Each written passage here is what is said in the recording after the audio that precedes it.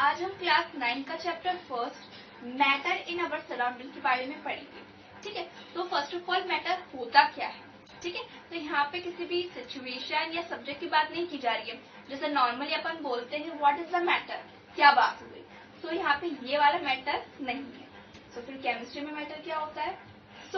वो सभी सब्सटेंस जिसमें मास होता है और जो स्पेस ऑक्यूपाई करती है उसे मैटर बोला जाता है। ठीक है, अब ये मैटर किससे मिलकर बना होता है? तो जितने भी मैटर है वो सभी टाइनी पार्टिकल से मिलकर बना होता है, जिसे क्या बोला जाता है? एटम बोला जाता है। देखते हैं, anything which has mass and occupies space called matter. Matter is made up of tiny particles called atom.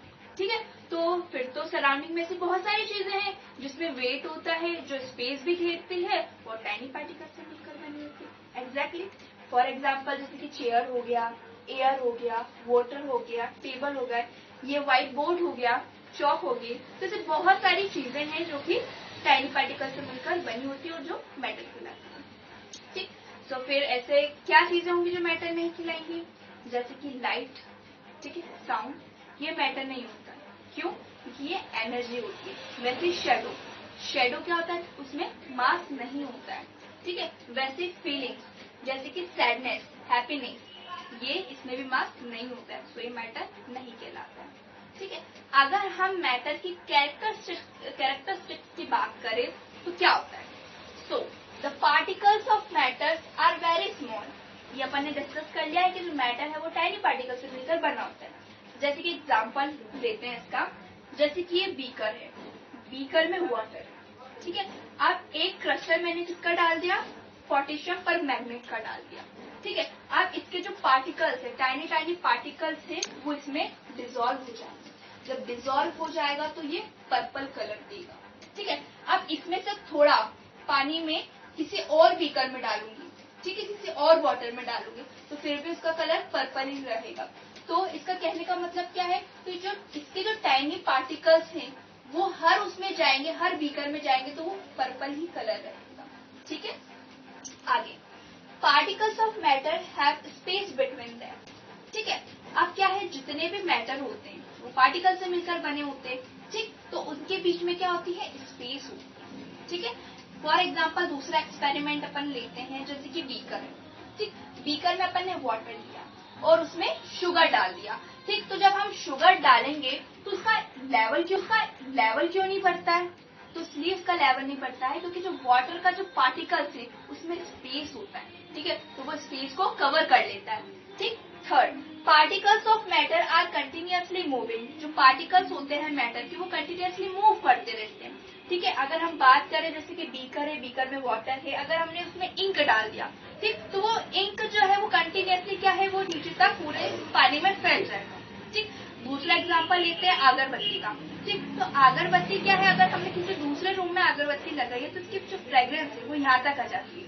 क्यों? क्योंकि जो अगरबत्ती का जो पार्टिकल्स है वो क्या कर रहे हैं? मूव कर रहे हैं। ठीक है, वो मूव किस लिए करते हैं? क्योंकि उसमें काइनेटिक एनर्जी होती है। आगे, particles of matter attract each other. ठीक, पार्टिकल्स ऑफ मैटर यानी कि एक दूसरे को क्या करते हैं? वो अट्रैक्ट करते हैं। ठीक है, मैटर टाइनी पार्टिकल से मिलकर बने होते हैं, तो उन पार्टिकल्स के बीच में क्या होता है? फोर्स ऑफ अट्रैक्शन होता है। ठीक है, जैसे कि मान लो हम आयरन लाइन को हैमर से स्ट्राइक करते हैं, ठीक है, उसको तोड़ने की कोशिश करते हैं, लेकिन वो बहुत ज्यादा मुश्किल होता है। ठीक है, हम 2-3 बार करेंगे तो वो नहीं टूटेगी। वैसे अगर हम चौक को करेंगे तो वो इजीली टूट जाएगी। तो ये क्या है? बताता है फोर्स ऑफ अट्रैक्शन के बारे में। ठीक है, तो जैसे कि सॉलिड में सबसे ज्यादा स्ट्रांग होता है फोर्स ऑफ अट्रैक्शन मैटर में। ठीक है, उसके बाद में लिक्विड, फिर उसके बाद में गैस में सबसे कम फोर्स ऑफ अट्रैक्शन रहता है पार्टिकल्स के बीच में। तो अब हम इसके स्टेट्स के बारे में देखेंगे। अब हम फिजिकल स्टेट ऑफ मैटर की बात करेंगे। वैसे तो 5 स्टेट होती हैं मैटर की, लेकिन हमें डिटेल से 3 फिजिकल स्टेट के बारे में पढ़ना है, सॉलिड, लिक्विड एंड गैस। ठीक, अब इसकी प्रॉपर्टीज के बारे में हम जानेंगे। First point, definite shape and volume. Solid का डेफिनेट शेप होता है और डेफिनेट वॉल्यूम होता है। जैसे कि हम इस बॉटल की बात करेंगे, ठीक है, अब इसका क्या है? Definite shape. अगर मैं इसका उल्टा भी कर दूंगी तो भी इसका शेप ऐसे ही रहेगा। इसमें अगर 1 लीटर वाटर आता है तो मैं इसको कैसे भी चेंज करूँ तो वो 1 लीटर ही होगा, कम नहीं होगा। ठीक है, तो सॉलिड का डेफिनेट शेप होता है और वॉल्यूम होता है। सॉलिड कैसा होता है? रिजिड होता है, सख्त होता है, कठोर होता है। आगे मिनिमम इंटरमॉलिक्यूलर स्पेस, जैसे कि सॉलिड है, ठीक है, अब इसके जो पार्टिकल्स हैं इनके बीच में जो स्पेस है वो बहुत ही कम होती है। ठीक है, maximum intermolecular force of attraction, जैसे कि अभी हमने पढ़ा कि इसके बीच में जो स्पेस है वो बहुत कम होती है, तो जब इनके बीच में स्पेस कम होगी तो इनके बीच में फोर्स ऑफ अट्रैक्शन ज्यादा होगा। ठीक है, तो सॉलिड में जो फोर्स ऑफ अट्रैक्शन होता है वो बहुत स्ट्रॉन्ग होता है। आगे इनकम्प्रेसिबल, अब इनके बीच में स्पेस कम है, तो जैसे कि मान लो एक टाइनी पार्टिकल यहाँ है और एक पार्टिकल इसका यहाँ है, तो इनके बीच में तो ऑलरेडी कम स्पेस है, तो इसको कंप्रेस करने से भी कोई फायदा नहीं। ठीक है, और इसकी हाई डेंसिटी होती है। अगर हम लिक्विड की बात करेंगे तो indefinite shape but definite volume. अब लिक्विड का क्या होता है? इनडेफिनिट शेप होता है, इसका कोई भी शेप नहीं होता है। जैसे कि मान लो अगर हम वाटर को कटोरी में डालेंगे तो वो शेप का हो जाएगा। ठीक है, अगर हम प्लेट में डाल देंगे तो वो शेप का हो जाएगा, उसका कोई भी शेप नहीं होता है, लेकिन उसका डेफिनेट वॉल्यूम होता है। जैसे कि मान लो बॉटल है, अगर मैंने इसमें पानी डाला, ठीक है, और इसमें 1 लीटर वाटर आ रहा है, तो मैं किसी दूसरे वेसल में डालूंगी या कंटेनर में डालूंगी तो वो 1 लीटर ही रहेगा, चेंज नहीं होगा, कम नहीं हो जाएगा। ठीक है, और ये फ्लूइडिटी होता है, मतलब ये बह सकता है। आगे मॉडरेट इंटरमॉलिक्यूलर स्पेस, इसके बीच में जो स्पेस होती है वो मॉडरेट होती है, मतलब जो सॉलिड है उससे कम होती है और गैस से ज्यादा होती है। अब moderate intermolecular force of attraction, इनके बीच में जो फोर्स ऑफ अट्रैक्शन है वो भी मॉडरेट रहता है, मतलब इससे कम रहता है लेकिन इससे ज्यादा रहता है। लो कंप्रेसिबल, वैसे इनके बीच में जितनी स्पेस होगी, जैसे मान लो एक पार्टिकल यहाँ है, एक पार्टिकल यहाँ है, आप इनको कंप्रेस किया, ठीक है, तो ये पास हो जाएगा। ठीक है, अब इसकी जो डेंसिटी होती है वो भी मॉडरेट होती है। अब हम गैस की बात करेंगे। Indefinite shape and volume, gas का कोई भी शेप नहीं होता, ना ही इसका कोई डेफिनेट वॉल्यूम होता है। ये भी फ्लूइडिटी होता है, मतलब बह सकती है, हवा बहती है। ठीक है, मैक्सिमम इंटरमॉलिक्यूलर स्पेस, अब इसके जो पार्टिकल्स होते हैं वो बहुत ज्यादा उनमें स्पेस होती है। ठीक है, तो जब इनके बीच में स्पेस ज्यादा होगी तो इनमें जो फोर्स ऑफ अट्रैक्शन है वो वीक होता है। ठीक है, कम होता है, तो इसको हाई कंप्रेसिबल होता है। हाई कंप्रेसिबल कैसे? जब इनके बीच में स्पेस ज्यादा होगी, तो जब इसको कंप्रेस करेंगे तो ये इसके में पास आ जाएगी, मतलब इसको ज्यादा कंप्रेस कर सकते हैं, और इसकी जो डेंसिटी है वो लो होती है। अब आगे कंटिन्यू करेंगे, देखेंगे डिफ्यूजन क्या होता है। ठीक, so the intermixing of particles of different types of matter on their own called diffusion. अब डिफ्यूजन क्या होता है? जब डिफरेंट टाइप्स के मैटर के पार्टिकल इंटरमिक्सिंग करते हैं, मतलब घुलते हैं या मिलते हैं खुद से, तो वो डिफ्यूजन होता है। ठीक है, जैसे कि मैंने आपको एग्जांपल बताया था कि ये बीकर है, बीकर में वाटर लिया, ठीक है, अब ये क्या है? पोटेशियम पर मैग्नेट है। ठीक है, अब ये सॉलिड है और ये लिक्विड है, तो इसके पार्टिकल्स जब खुद से इस वाटर के पार्टिकल के साथ इंटरमिक्सिंग करेंगे, घुलेंगे, तो ये कौन सा कलर देगा? पर्पल। ठीक है, तो वही डिफ्यूजन होता है। ठीक है, अगर हम दूसरा एग्जांपल देखें तो जैसे कि अगरबत्ती हमने दूसरे रूम में लगाई है, ठीक, और उसकी फ्रेग्रेंस हमें यहाँ तक आती है, ठीक, तो वो भी क्या होता है? डिफ्यूजन होता है, क्योंकि उसके पार्टिकल्स मूव कर रहे हैं। It is based on the motion of the particle, किस पे बेस्ड होता है? तो ये मोशन पे बेस्ड होता है। ठीक है, जैसे कि अगरबत्ती का भी एग्जांपल दिया। Diffusion occurs in solid, liquid and gas, तो जो डिफ्यूजन होता है वो सॉलिड में भी होता है, लिक्विड में भी होता है और गैस में भी होता है। ठीक, it increase on increasing the temperature, ये तब बढ़ जाता है जब टेम्परेचर भी बढ़ जाता है।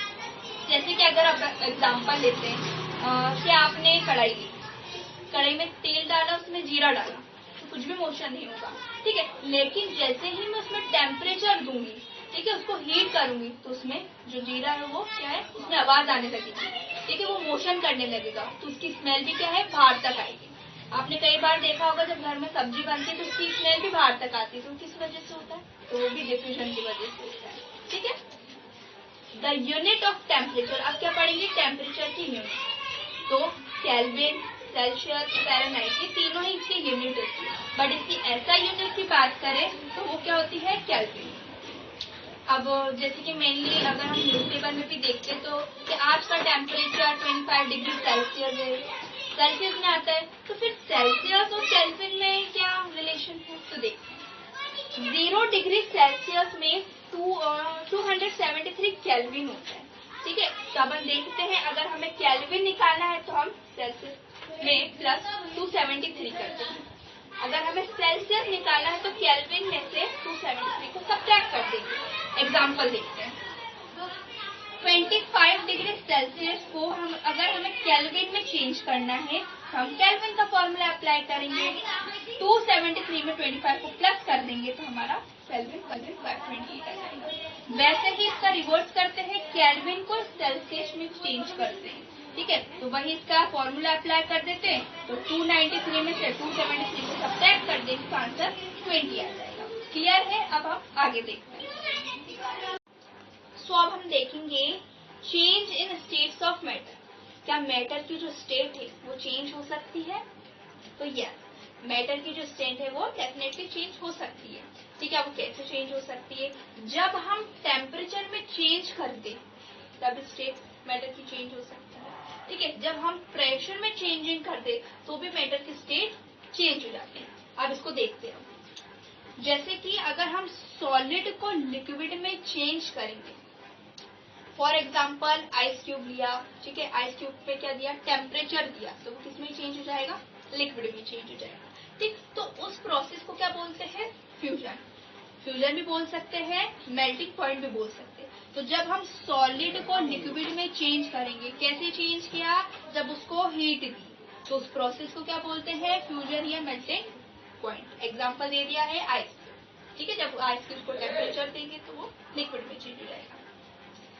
वैसे ही अगर हम लिक्विड को गैस में चेंज करेंगे तो उस प्रोसेस को क्या बोलते हैं, इवापोरेशन भी बोलते हैं, वेपराइजेशन भी बोलते हैं, बॉइलिंग पॉइंट भी बोलते हैं। ठीक है, लिक्विड है, टेम्परेचर दिया, वो क्या बन जाएगा, वाटर वेपर बन जाएगा। ठीक है, तो इस प्रोसेस को, ये तीनों को बोलते हैं। ठीक है, इवापोरेशन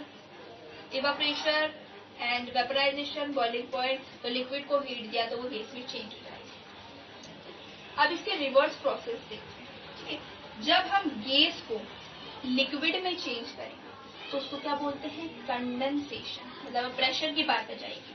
ठीक, और कंप्रेसेशन भी आप इसको बोलते हैं। जैसे कि ये गैस है, ये गैस के पार्टिकल्स हैं। ठीक, अब इनमें क्या है, स्पेस भी है और फोर्स ऑफ अट्रैक्शन बहुत वीक है। ठीक है, अब मैंने इसको क्या करा, कंडेंस किया। ठीक है, जब इसको कंडेंस करूंगी, कंप्रेस करूंगी, तो इसके जो पार्टिकल्स है वो क्या हो जाएंगे, पास पास हो जाएंगे। ठीक, तो जब ये पास पास हो जाएंगे तो इसके बीच में फोर्स ऑफ अट्रैक्शन कैसा हो जाएगा, स्ट्रॉन्ग हो जाएगा। ठीक है, तो इसके बीच में ये जो गैस है वो किसमें चेंज हो जाएगा, लिक्विड में चेंज हो जाएगा। ठीक है, क्योंकि इसके बीच में स्पेस भी कम हो गए और फोर्स ऑफ अट्रैक्शन भी गैस से ज्यादा होगा। ठीक है, तो जब रिवर्स करेंगे तो हमें कूल करना होगा। ठीक, वैसे ही अगर हम लिक्विड को सॉलिड में चेंज करेंगे तो उस प्रोसेस को क्या बोलते हैं, सॉलिडिफिकेशन।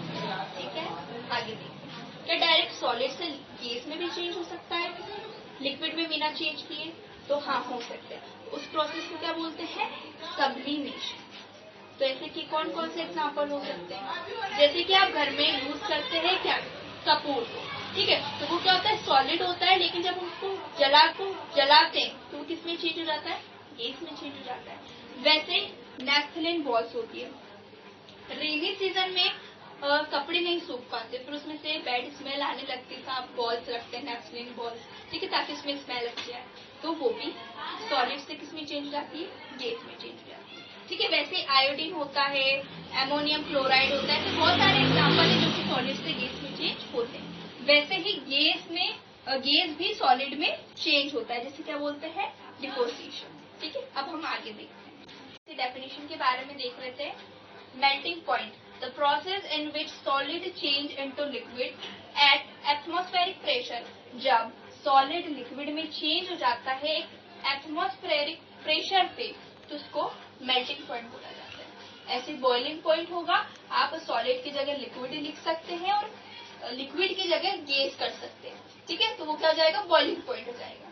वैसे इवापोरेशन देखते हैं, the process in which a liquid change into gas at any temperature below it's boiling point. Evaporation क्या होता है, मैंने समझाया है कि जब लिक्विड गैस में चेंज हो जाता है एट एनी टेम्परेचर, किसी भी टेम्परेचर में, ठीक है, बॉइलिंग पॉइंट से नीचे भी हो सकता है, ठीक। तो बॉइलिंग पॉइंट कितना होता है, 100 डिग्री सेल्सियस। तो इसके नीचे भी टेम्परेचर अगर देंगे तो वो लिक्विड में चेंज हो जाएगा, ठीक है, सॉरी गैस में चेंज हो जाएगा। देखो, फैक्टर्स अफेक्टिंग इवापोरेशन। अब कौन कौन से फैक्टर है जो कि इवापोरेशन को अफेक्ट करते हैं। सबसे पहले होता है सरफेस एरिया, ठीक। अगर सरफेस एरिया ग्रेटर होगा तो इवापोरेशन भी क्या होगा, बढ़ जाएगा। एग्जाम्पल से समझते हैं, जैसे कि आपने कप में टी, ठीक है, तो क्या है, आपको जब जल्दी होती है तो आप क्या बोलते हैं, भैया प्लेट ले आओ, ठीक है, क्योंकि प्लेट का जो सरफेस एरिया क्या है वो बड़ा होता है, ठीक। तो वो जल्दी क्या हो जाता है, इवापोरेट हो जाता है। अब देखते हैं टेम्परेचर। एग्जैक्टली इसमें भी ऐसा ही कि जब टेम्परेचर इंक्रीज हो जाएगा तो इवापोरेशन भी क्या हो जाएगा, इंक्रीज हो जाएगा, ठीक है। जैसे कि जितना ज्यादा सनलाइट रहती है, एग्जांपल से समझते हैं, जितना ज्यादा सनलाइट रहती है कपड़े उतनी जल्दी सूख जाते हैं। क्यों, क्योंकि टेम्परेचर बढ़ा तो इवापोरेशन भी क्या है, बढ़ जाता है। वैसे लिक्विड में होता है, लिक्विड को जितना ज्यादा टेम्परेचर देंगे उतना ज्यादा वाटर वेपर में चेंज हो जाएगा। विंड स्पीड है, ठीक। अब क्या है, एग्जाम्पल से इसको भी समझते हैं, जैसे कि मान लो हवा चल रही है, अपन ने कपड़े सुखा दिए, ठीक है, तो वो कपड़े भी क्या है, जल्दी सूख जाते हैं। क्यों, क्योंकि जो पार्टिकल्स हैं, गीले पार्टिकल्स हैं जो कि क्लॉथ में है, तो वो हवा के साथ उड़ जाते हैं। तो वही इसमें भी सेम है कि जब विंड की स्पीड जितनी ज्यादा होगा उतना ही ज्यादा इवापोरेशन भी होगा, ठीक है। आगे अब ह्यूमिडिटी को भी एग्जाम्पल से समझ लेते हैं। जैसे कि अब एटमॉस्फेयर में ऑलरेडी क्या है, कभी कभी रेनी सीजन में, ठीक है, रेनी सीजन में क्या होता है, कपड़े नहीं सूख पाते। इसका कारण क्या होता है, क्योंकि एटमॉस्फेयर में ऑलरेडी क्या होता है, नमी होती है, ठीक है, ह्यूमिडिटी होती है, ठीक। तो इस वजह से क्या है, कपड़े सूख नहीं पाते हैं।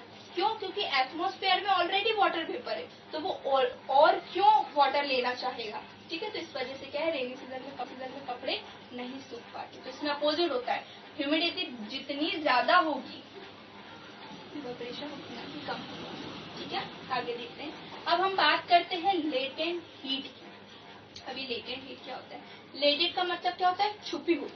तो क्या छुपी हुई है, हीट छुपी हुई है।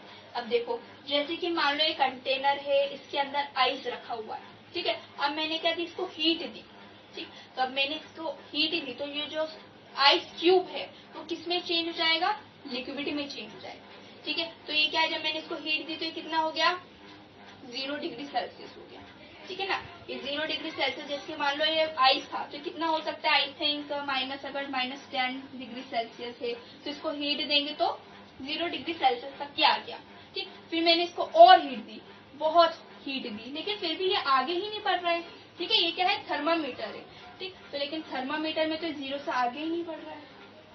क्या कारण है इसका, तो इसका कारण ये है कि जिसके जो पार्टिकल्स है, किसके, ये जो सॉलिड के जो पार्टिकल्स हैं, टाइनी टाइनी पार्टिकल्स, वो फोर्स ऑफ अट्रैक्शन को तोड़ने के लिए वो हीट इस्तेमाल कर रहे हैं, ठीक है। तो वो हीट कहाँ जा रही है, तो वो हीट ये सॉलिड के टाइनी पार्टिकल्स के बीच में जो फोर्स ऑफ अट्रैक्शन है उसको तोड़ने के लिए इस्तेमाल कर रहे हैं, इसलिए ये जो थर्मामीटर आगे नहीं बढ़ रहा है, ठीक है। तो इसको क्या बोलते हैं, latent heat of fusion. Fusion क्यों बोलेंगे, क्योंकि सॉलिड किसमें चेंज हो रहा है, लिक्विड में चेंज हो रहा है। अब देखो, वैसे ये है, लिक्विड है, लिक्विड को क्या दी, हीट दी, ठीक है। अभी जब इसको हीट देंगे, ठीक, तो इसका टेम्परेचर क्या है, बढ़ रहा है, ठीक है। मान लो ये था 20 डिग्री या 30 डिग्री सेल्सियस होगा, ठीक है। तो 20, 30 ऐसा बढ़ता जाएगा और 100 तक आ जाएगा, मतलब बॉइलिंग पॉइंट, वेपर बन जाएगा, ठीक। तो और इसको हीट दे रहे, लेकिन क्या है, ये जो है गैस में चेंज हो गया, लेकिन थर्मामीटर तो बढ़ ही नहीं रहा है भाई, ठीक। ये आगे क्यों नहीं बढ़ रहा, तो इसका भी सेम आंसर है, क्योंकि जो लिक्विड के जो टाइनी टाइनी पार्टिकल्स हैं वो हीट को ले रहे हैं, एनर्जी को ले रहे हैं। क्यों? ताकि इसके फोर्स ऑफ अट्रैक्शन को तोड़ सके और उसमें दूर दूर स्पेस कर सके और उसको गैस में चेंज कर सके। ठीक है, तो हीट किसमें जा रही है? उस पार्टिकल्स को तोड़ने के लिए। ठीक है, ताकि वो दूसरे स्टेट में चेंज हो सके। अब ये क्या है? लिक्विड जो है गैस में चेंज हो रहा है, तो ये क्या होगा? Latent heat of vaporization. ठीक है, अब आप आगे देखते हैं। How does evaporation cause cooling? जो इवापोरेशन है वो ठंडक कैसे देता है? ठीक है, अब इसको देखते हैं। ये क्या है? लिक्विड के पार्टिकल्स। ठीक है, अब ये क्या है? लिक्विड के पार्टिकल्स हैं। अब इसको किसमें चेंज होना है? गैस में चेंज होना है। ठीक है, तो मैंने बताया है गैस में चेंज होने के लिए क्या करेंगे? इनके बीच में स्पेस दूर होगी, मतलब फोर्स ऑफ अट्रैक्शन टूटेगा। तो वो क्या है? फोर्स ऑफ अट्रैक्शन अब कैसे होगा? कैसे दूर होगा?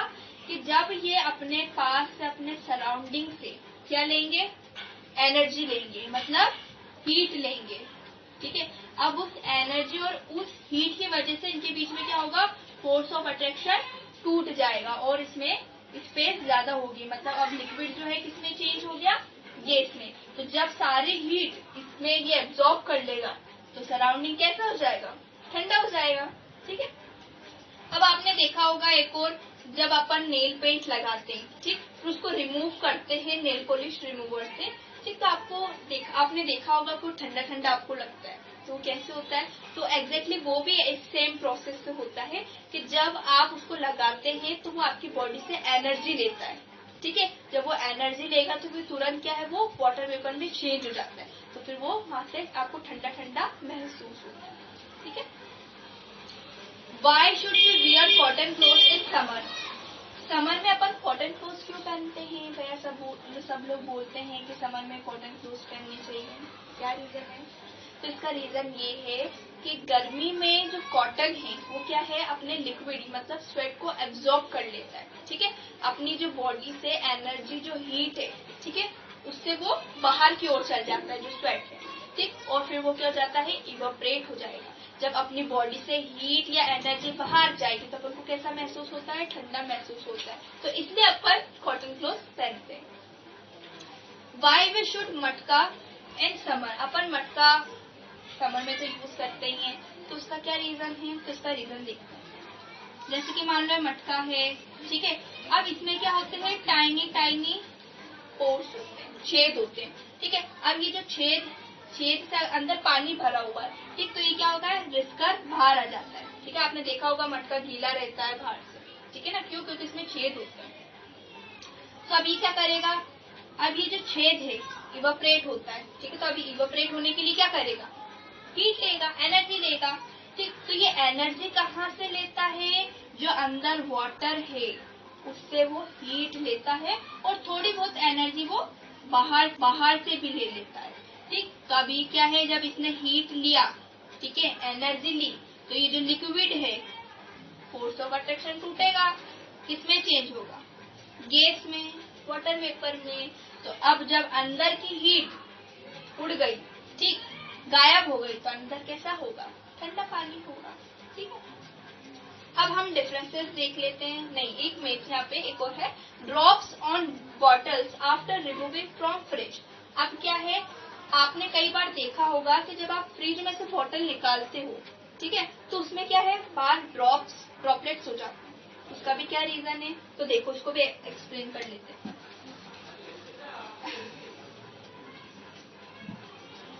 जैसे कि मान लो ये बॉटल है, ठीक है, अब इसमें क्या है? ड्रॉपलेट्स हो जाते हैं। तो क्या होता है? जब इसको जैसे अपन ने बाहर निकाला तो ये क्या करेगा? सराउंडिंग को कूल करेगा। ठीक है ना, क्योंकि आपने देखा होगा कभी कभी गैस भी गुजरती है। ठीक है ना, तो ये क्या है? सराउंडिंग को कूल करता है। तो एटमॉस्फेयर में, मतलब एयर में क्या होते हैं? वाटर वेपर होते हैं। ठीक, अब जब वाटर वेपर मतलब गैस जो है, ठीक है, या फिर वाटर वेपर जो है, अब क्या होगा? कूल हो रहा है, मतलब कंडेंस हो रहा है। गैस है ये, ठीक है, मतलब पार्टिकल्स हैं, ठीक, अभी कंडेंस होगा, तो कंडेंस होगा क्या? ये पार्टिकल्स जो है पास से जाएंगे। ठीक, तो ये जब पास आएंगे तो ये किसमें चेंज हो जाएगा? लिक्विड में। तो ये क्या है? लिक्विड फिर इसमें चिपक जाता है। तो ये अंदर का पानी नहीं होता है, ये बाहर का पानी होता है, सराउंडिंग का पानी होता है। ठीक है। तो इसलिए अपन जब फ्रिज में से वाटर निकालते हैं तो उस पर ड्रॉपलेट्स आ जाते हैं। डिफरेंसेस देख लेते हैं। What is the difference between evaporation and boiling? So it takes place at all temperature, कितना भी टेम्परेचर हो वो इवेपोरेट हो जाता है, ठीक है। लेकिन बॉइलिंग कब होगा? जब उससे एक डेफिनेट बॉइलिंग पॉइंट होता है, बॉइलिंग पॉइंट होता है, मतलब 100 डिग्री सेल्सियस, ठीक है। तो ये तभी बॉइलिंग होगा। अभी अपन ने देखा ये क्या है, कूलिंग करता है, ये कूलिंग नहीं करता है, ठीक है। ये क्या है, सरफेस फिनोमिना होता है, ठीक है। मतलब ये इसका जो काम है वो केवल सरफेस से हो जाता है, ठीक है। लिक्विड केवल ये ऊपर वाला है, सरफेस से काम हो जाएगा, इवापोरेट हो जाएगा, ठीक है। लेकिन ये क्या है, जैसे कि मान लो अपन ने क्या है, गैस पे रखा हुआ है लिक्विड को, एक पानी गर्म हो रहा है, तो आपने देखोगे कभी कभी इसमें से बबल्स उठते हैं, ठीक है। तो ये बबल्स ऊपर से भी उठते हैं, नीचे से भी उठते हैं, सब दूर से उठते हैं, ठीक है। तो ये क्या होता है, बल्क होता है, तो बल्क फिनोमिना होता है। लेकिन ये इसका काम सरफेस से होता है, केवल सरफेस से, लेकिन इसमें क्या है, पूरी चीज ऊपर नीचे सब दूर से बबल्स उठने लगते हैं, पूरा बल्क काम करता है, ठीक है। तो ये चैप्टर यहीं फिनिश हो जाता है। Thank you.